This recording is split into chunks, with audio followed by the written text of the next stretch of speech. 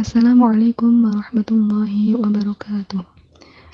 Kami dari kelompok 10 yang beranggotakan Lailatul Ulin Nuha dengan NIM 53020020021, Siti Aningsih dengan NIM 53020200137, dan Riza Izzatul Ma'arif dengan NIM 53020200024. Pada kesempatan kali ini, kelompok kami akan sedikit menjelaskan tentang laporan neraca keuangan. Nah, pada poin yang pertama, kita akan membahas tentang pengertian laporan neraca. Jadi, neraca keuangan merupakan laporan finansial dalam akuntansi yang mencatat informasi terkait aset, kewajiban pembayaran pada pihak terkait dalam operasional perusahaan, dan modal pada waktu tertentu. Artinya, laporan neraca merupakan laporan keuangan yang memberikan gambaran tentang nilai yang dimiliki perusahaan dan jumlah dana yang diinvestasikan. Poin selanjutnya yaitu fungsi laporan neraca. Fungsi dari laporan neraca ini ada banyak sekali. Yang pertama, dapat menunjukkan dan memastikan posisi keuangan perusahaan dengan jelas. Yang kedua, memberikan informasi kepada manajemen untuk mengambil keputusan yang lebih baik melalui analisis rasio. Yang ketiga, membantu untuk mengetahui posisi perusahaan di masa lalu dan masa sekarang. Yang keempat, dapat menggambarkan bagaimana perusahaan beroperasi dalam suatu periode. Yang kelima, neraca dapat menunjukkan semua yang dimiliki perusahaan dan utangnya. Dan yang keenam, neraca dapat menentukan risiko dan juga berfungsi untuk mengamankan modal. Poin yang selanjutnya yaitu komponen laporan neraca. Nah, apa saja sih komponen laporan neraca itu? Jadi, komponen laporan neraca itu yang pertama ada aset.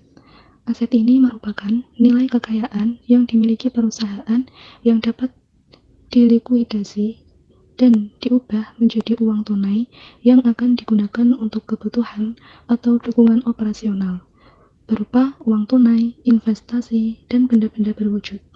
Aset sendiri terbagi menjadi dua jenis, yaitu yang pertama, aset lancar.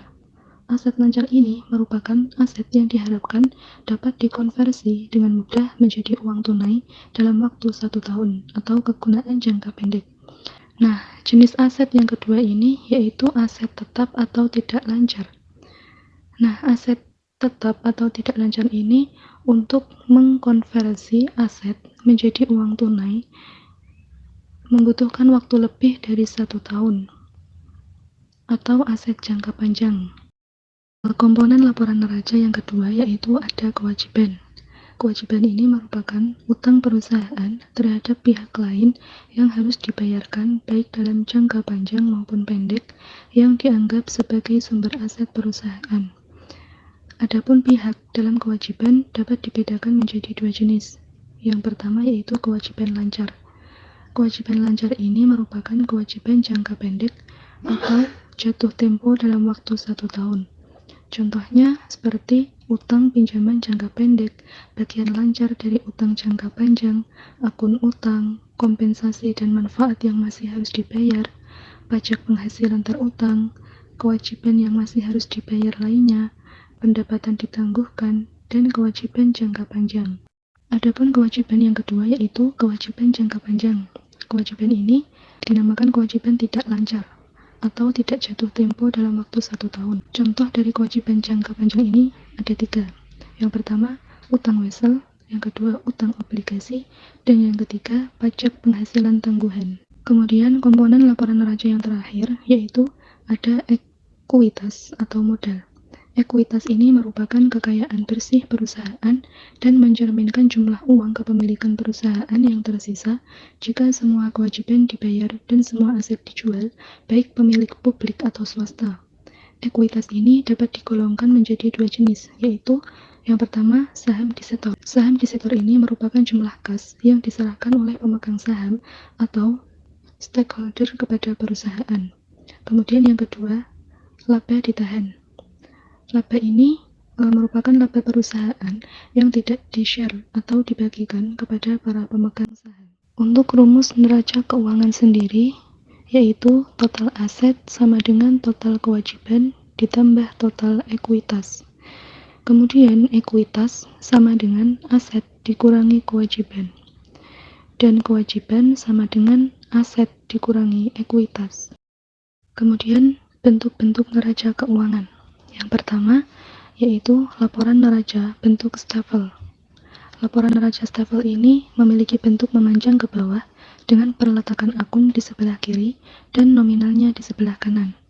Di dalam neraca stafel, aktiva, liabilitas, dan ekuitas diletakkan berurutan ke bawah dan hanya dipisahkan dengan spasi.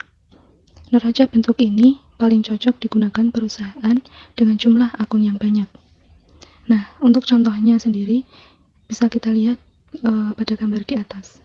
Kemudian yang kedua ada laporan neraca bentuk sekontro. Neraca sekontro ini memiliki bentuk memanjang ke samping dengan akun aset, kewajiban, dan ekuitas yang dipisahkan menjadi dua lajur. Akun aset ada di lajur pertama paling kiri, diikuti dengan nominal. Sedangkan akun kewajiban dan ekuitas beserta nominalnya ada di lajur kedua. Neraca sekontro paling cocok digunakan oleh usaha dengan jumlah akun yang sedikit, misalnya UKM, karena bentuknya lebih ringkas. Nah, berikut ini merupakan contoh neraca keuangan bentuk sekontro yang dapat kita gunakan. Nah, untuk contoh dari neraca keuangan sendiri, kelompok kami mengambil dari PT Jaya Purnama. Nah, jumlah aset daripada PT Jaya Purnama per 30 April 2021 adalah sebesar 558,31 juta dengan kewajiban berupa utang usaha sebesar 272,8 juta dan ekuitas atau modal sebesar 285,5 juta. Ini artinya 48,86% aset perusahaan tersebut dibiayai oleh kewajiban jangka pendek, sedangkan 51,14% dibiayai modal perusahaan sendiri. Idealnya, nilai kewajiban yang mana rumusnya jangka pendek ditambah jangka panjang tidak melebihi 50% dari jumlah ekuitas. Ini artinya kondisi keuangan PT Jaya Purnama masih baik karena belum melebihi 50%. Akan tetapi, 48,86% aset dibiayai oleh hutang jangka pendek yang pelunasannya kurang dari 1 tahun. Sehingga dalam waktu beberapa bulan ke depan, perusahaan harus mencari cara melunasi hutang ini dengan cepat. Sekian yang dapat kelompok kami sampaikan. Kurang lebihnya mohon maaf dan semoga bermanfaat. Terima kasih. Wassalamualaikum warahmatullahi wabarakatuh.